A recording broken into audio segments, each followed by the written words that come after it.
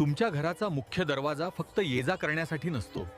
तो प्रत्यक्षात सुख, समृद्धी आणि नशिबाचा प्रवेशद्वार असतो. पण तुमच्या घरात पैसा टिकत नाहीये का, किंवा सतत गरिबीची भावना येते, कारण समजत नाहीये, तर गुरुवारी किंवा शुक्रवारी हा छोटासा उपाय नक्की करा.